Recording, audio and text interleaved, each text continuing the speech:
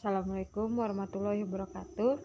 Kami dari kelompok 3 akan menjelaskan Enterprise Risk Management yang terdiri dari saya sendiri Romatul Uman NIM 043, teman saya Silvan NIM 060 dan teman saya Eli dengan NIM 125. Di sini saya akan menjelaskan pengertian Enterprise Risk Management, yaitu sebagai kompetisi risiko di dalam perusahaan atau organisasi. ERM adalah kemampuan organisasi untuk memahami dan mengendalikan tingkat risiko yang diambil dalam mengelola strategi bisnis, ditambah dengan akuntabilitas atas risiko yang diambil. Dalam eksekutif summary yang dikeluarkan oleh KOSO tahun 2004, yang dimaksud dengan Enterprise Risk Management adalah sebuah proses yang dipengaruhi oleh dewan direksi, manajemen, dan personil lainnya yang diterapkan dalam pengaturan strategi dan mencangkup perusahaan secara keseluruhan, dirancang untuk mengidentifikasi peristiwa potensial yang dapat mempengaruhi perusahaan dan mengelola risiko yang berada dalam batasannya untuk memberikan keyakinan yang cukup yang berkaitan dengan pencapaian tujuan perusahaan. Pada dasarnya, Enterprise Risk Management hadir untuk menawarkan pengelolaan keseimbangan antara risiko dan kesempatan untuk menciptakan alternatif terbaik bagi unit bisnis. Konsep ERM yang cukup terkenal dikembangkan oleh KOSO di Tradeway Commission. Isinya mengarahkan pimpinan untuk menentukan level penerimaan risiko, mengulas portofolio risiko perusahaan, mengetahui risiko paling signifikan dan responnya, serta memahami ERM paling cocok untuk kondisi perusahaan. Terima kasih. Assalamualaikum warahmatullahi wabarakatuh. Saya Elina Yati akan menjelaskan tentang manfaat dan enterprise risk management. Yang pertama yaitu peningkatan efektivitas organisasi, yaitu penunjukan seorang chief risk officer dan pembentukan fungsi ERM memungkinkan adanya koordinasi dari atas ke bawah agar berbagai fungsi bekerja secara efisien, di mana suatu tim yang terintegrasi bukan saja dapat menangani berbagai risiko, tetapi juga ketergantungan antar berbagai risiko. Yang kedua yaitu pelaporan risiko yang lebih baik, yaitu unit Enterprise Risk dapat menetapkan prioritas, tingkat, dan isi laporan risiko yang dapat disampaikan kepada manajemen senior dan direksi yang berupa perspektif perusahaan atas kerugian agregat, pengecualian kebijakan, risk incident, exposure penting, dan indikator peringatan dini. Laporan ini dapat berbentuk panel risiko yang mencakup informasi tepat waktu dan ringkas mengenai risiko-risiko penting perusahaan. Tujuan pelaporan ERM dapat pada dasarnya dimaksudkan untuk meningkatkan transparansi di seluruh organisasi. Yang ketiga yaitu perbaikan kinerja bisnis. ERM mendukung pengambilan keputusan penting perusahaan seperti pengalokasian modal, pengembangan dan penetapan harga produk, serta merger dan akuisisi. Perbaikan yang dapat dicapai mencakup penurunan kerugian, volatilitas pendapatan yang lebih rendah, dan peningkatan nilai pemegang saham. Perbaikan itu adalah hasil dari pandangan portofolio atas semua risiko, pengelola hubungan antar risiko, modal dan profitabilitas, dan merasionalisasikan strategi pemindahan risiko. Yang keempat yaitu peningkatan kapabilitas yang meliputi yang pertama yaitu upaya mewujudkan kinerja atau performansi suatu entitas, target profitabilitas, dan membantu melakukan tindakan preventif atas kemungkinan kerugian yang timbul dari penggunaan sumber-sumber ekonomis. Yang kedua yaitu efektivitas pelaporan dan kepatuhan terhadap aturan dan regulasi. Yang ketiga yaitu menghindari dan mencegah serta memelihara reputasi entitas dan konsekuensi yang terkait. Assalamualaikum warahmatullahi wabarakatuh. Perkenalkan, nama saya Silvanio Dinavale, NIM terakhir 060. Di sini saya akan menjelaskan tentang komponen dari Enterprise Risk Management atau biasa disingkat ERM. Merupakan sebuah proses atau pendisiplinan dengan organisasi-organisasi di semua industri.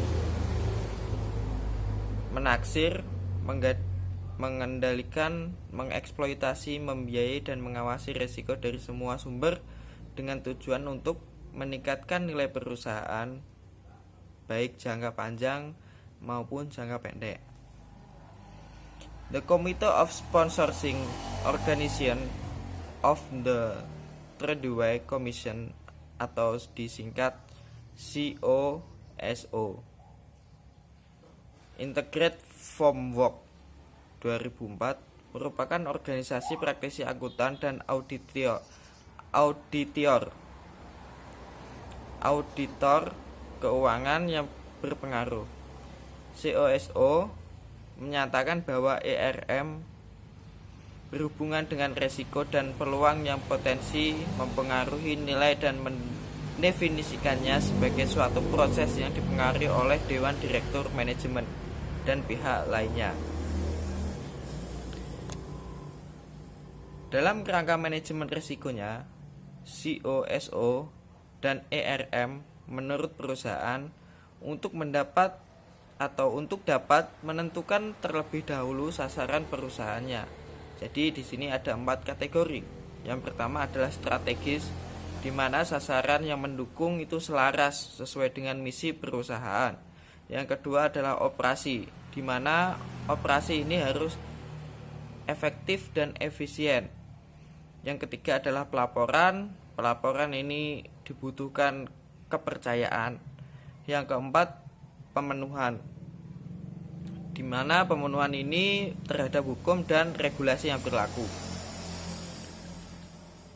Adapun 8 komponen yang diturunkan dari bagaimana manajemen menjalankan perusahaannya diintegrasikan dengan proses manajemen.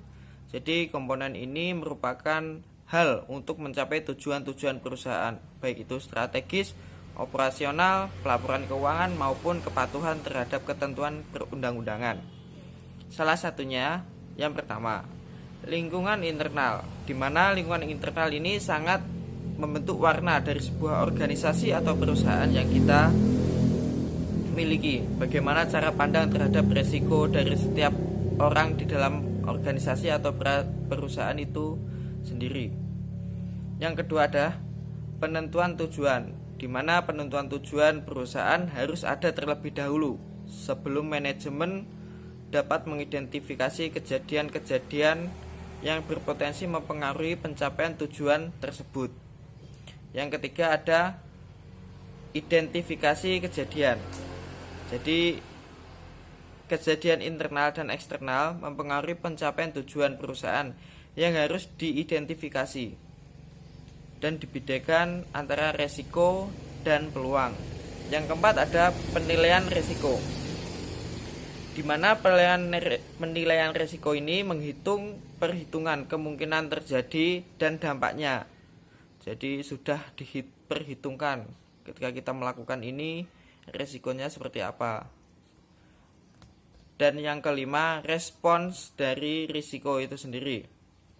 Nah, manajemen ini memilih respon risiko untuk menghindari dan menerima, mengurangi atau mengalihkan dan mengembangkan satu set kegiatan agar risiko tersebut sesuai dengan toleransi. Jadi di sini itu perlu dan penting adanya sebuah respon dari risiko itu sendiri. Yang keenam ada kegiatan pengendalian, di mana kegiatan pengendalian ini sesuai kebijakan dan prosedur yang telah ditetapkan oleh organisasi atau suatu perusahaan. Yang ketujuh, informasi dan komunikasi. Informasi yang relevan diidentifikasi, ditangkap, dan dikomunikasikan dengan bentuk dan waktu yang memungkinkan setiap orang menjalankan tanggung jawabnya. Jadi sangat penting, apalagi di pasca COVID seperti ini kita harus belajar di rumah. Karena itu informasi dan komunikasi itu sangat penting untuk dilakukan dan dijaga konsistennya. Yang terakhir, yang kedelapan adalah pengawasan, di mana keseluruhan proses ERM dimonitor dan dimodifikasi oleh atau dilakukan apabila perlu. Jadi pengawasan dilakukan secara melekat pada kegiatan manajemen yang berjalan terus-menerus. Jadi pengawasan ini juga melalui evaluasi secara khusus atau dengan keduanya. Jadi bisa dilakukan dengan pengawasan secara berkala dan bisa dilakukan dengan sebuah evaluasi seperti itu. Mungkin hanya itu yang bisa saya dan teman-teman kelompok saya sampaikan, kurang lebihnya mohon maaf. Sebelumnya mohon maaf lahir dan batin. Jadi selaku kelompok kami mengucapkan mohon maaf lahir dan batin kepada teman-teman. Jadi kita kembali ke Fitri seperti itu. Sebelumnya wassalamualaikum warahmatullahi wabarakatuh.